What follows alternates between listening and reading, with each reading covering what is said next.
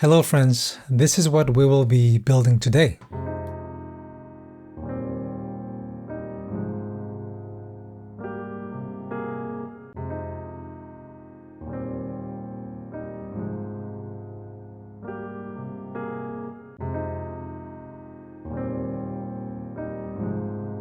Yeah, so let's go. Let's do this.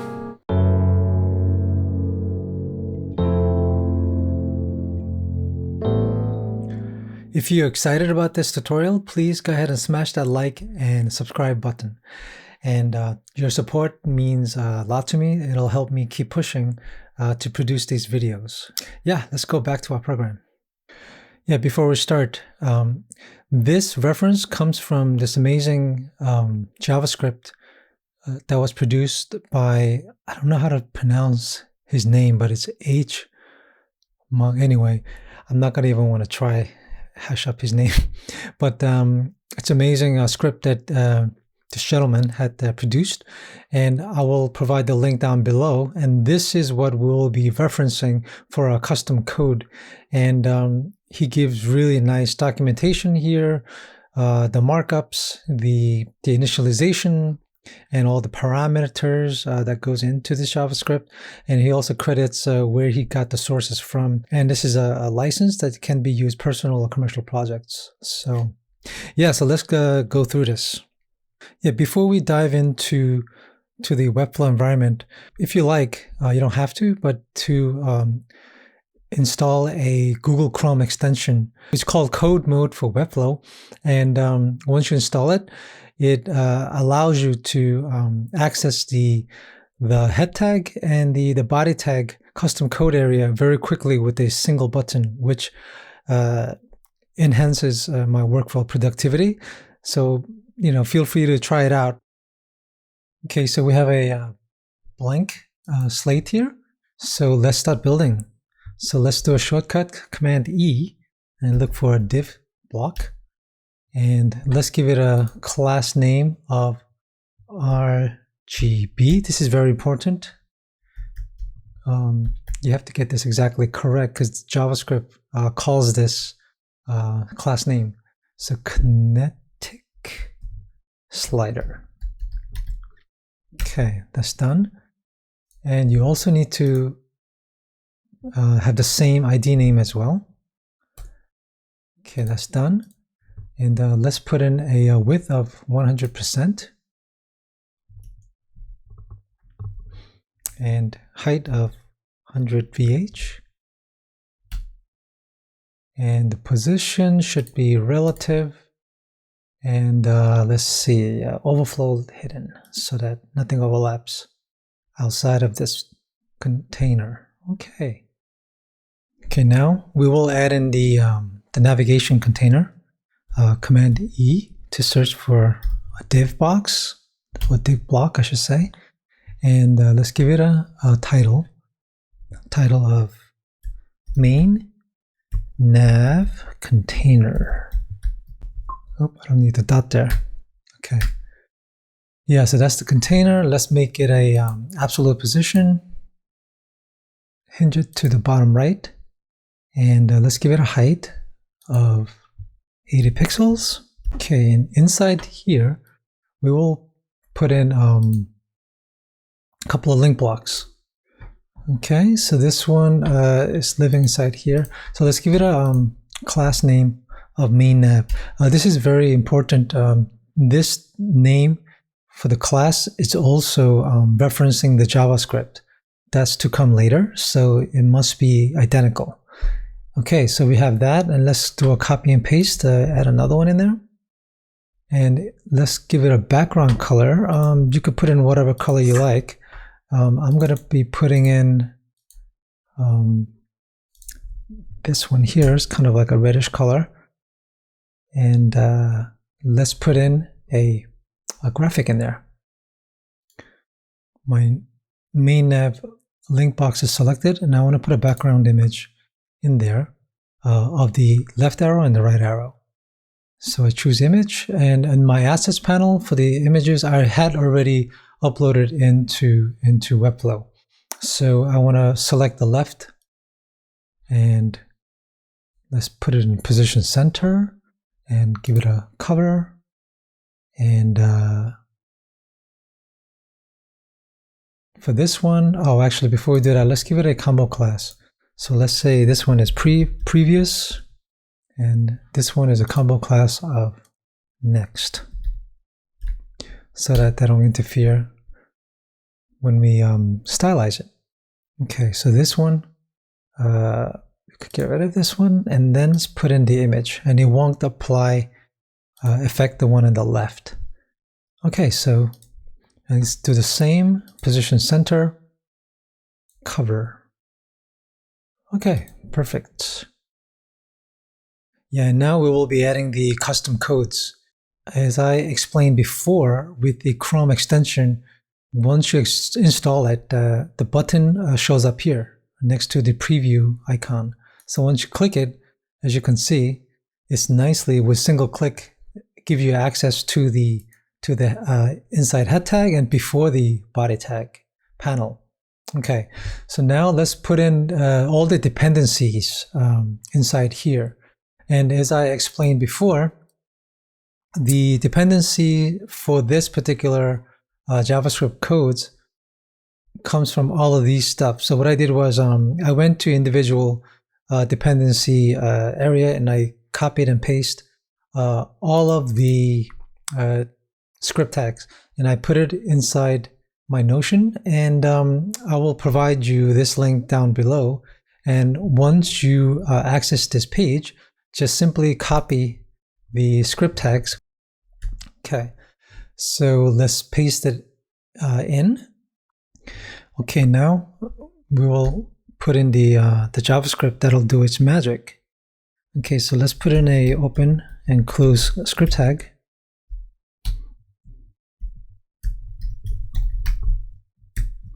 Okay, and then we go back to the GitHub page, look for the initialization scripts.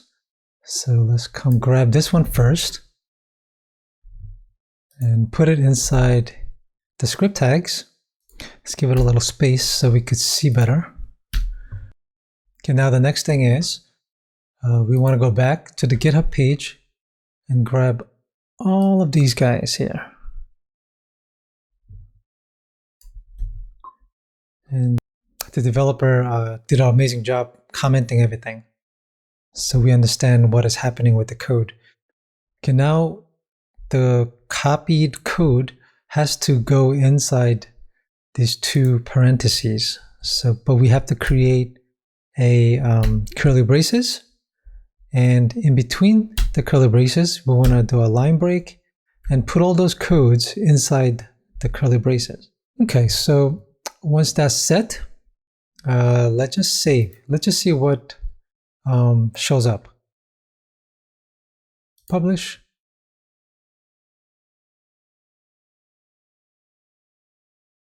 Okay, something's happening. Okay, so we need to fix this. So let's inspect the element, see what is going on. So if you look here, it adds a canvas element, which we did not add in our build, and it gives it a 1920 by 180, and then gives you all of these styles in there. So we need to override this to give it a style that we want to our liking. Okay, so let's fix that. Okay, now we would go back to the Notion page that I created for you. And here I have a style for the CSS that fixes the canvas problem by overriding it. So you copy this CSS, and then you come back to the build, put it in the head tag, because that's where the CSS should live. And this fixes that canvas problem. So let's save. Okay, now we publish and have a look. Okay, that's great. Oops, I need to get rid of that. So let's go back. Quick access, CodeMode, I love you. Okay, let's get rid of that. Save. and hit the shortcut key Shift P and then Shift Enter to quickly publish. And then go back. Let's refresh. There. All right. So now we have a great foundation. Okay. Now we will be putting in the full screen images in the background for a slideshow. Okay. So let's go back to the Webflow, and the images that I uploaded before, I will need the path so that I could put it in to the custom code panel. So here, these 4 images are the full screen images. So you would click on the gear icon and click on the link icon to copy the path. And then you would have to come in to the custom code panel and simply replace, for the image setup area, paste it in. Make sure you keep the quotes, and you would repeat that process for the rest of the 4 images. Okay, so I've already prepared in advance, so I'm just going to copy and paste this so you don't have to watch me type everything. There. And I save. Okay, now let's publish it and have a look on the front end. We have the images in place. And as you know, this framework comes with a draggable. You could swipe it, and you could swipe through images, as you can see.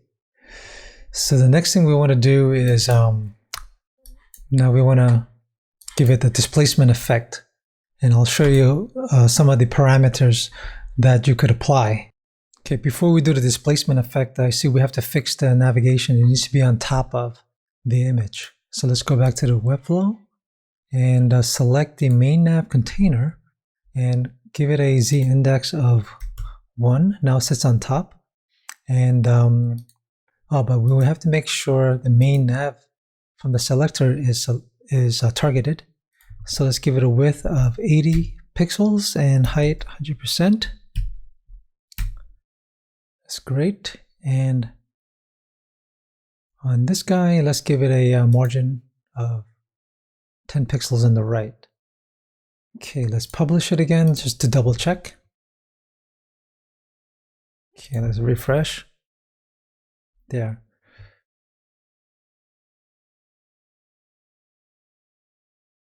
Okay, it's working nicely. Okay, now let's go a little deeper. Now we will need the displacement images, and we go back to that GitHub page as I specified before. And if you are here, you would look for the image folder, and inside contains the ping files that you will need, the displace circle. And I used map 9 here, so those 2 I downloaded already. What we can do with the parameters here. So if you scroll down and look for the displacement image sources, currently it's pointing to nothing really. So we need to fix that. So I had already uploaded the images into the assets, and just like before, we want to click on the gear icon to get the path. So I've already did that, and I'm going to be replacing these 2 paths here with my path to the Webflow. So I'm going to grab it.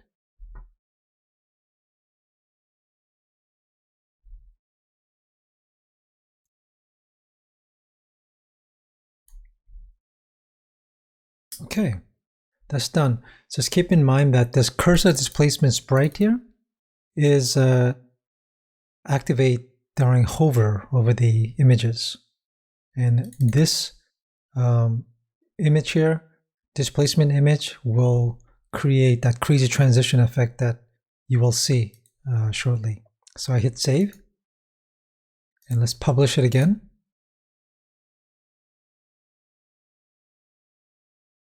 Refresh. As you can see, the hover effect is a little cooler.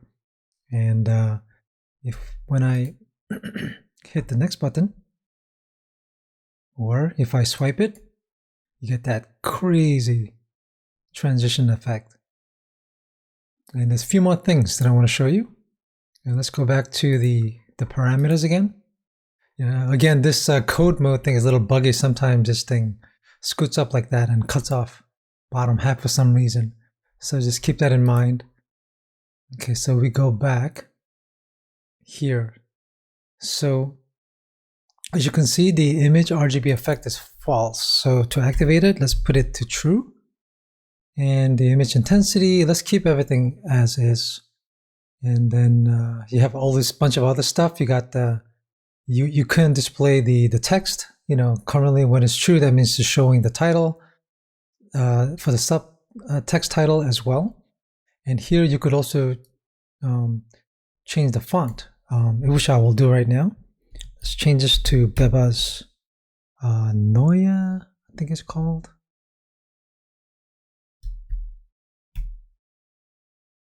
Okay, and then let's make this 400 as well. And let's increase the text size. Let's make it, and then, yeah, this looks pretty good, I guess. Let's just save it really quick. Publish. And refresh. Yeah, and there, see the RGB effect is much more prominent, as you can see. Very cool. And you can, and this is good for mobile as well. And you can see my font is changed.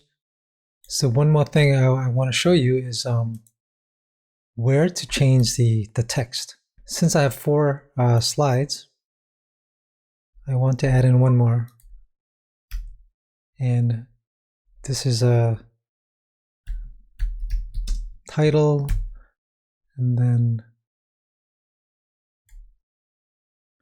blah, blah, blah. So you get the idea. I hit the save, publish, and let's refresh. As you can see, title, blah, blah. And that's how you could configure. Okay, there is one last thing that I actually do want to show you, which is I want to show you how customizable the displacement effects can be. Okay, so let's go back to the Webflow and open up the asset panel. As you can see, I uploaded a custom created by me called mapring file. And let me get this path, copied it. And you could create your own graphic to make it completely unique and customizable. And I will override under the background displacement sprite and paste it in between the quotes. Hit save. And let's refresh that again. Okay, and head over to front side, refresh. Voila, as you can see, it's totally different displacement effect. Yeah, so you can see how configurable it can be. So have fun with this one. I hope you like this tutorial. If you did, please like and subscribe. And I hope to see you in the next one. Thank you and have a great day.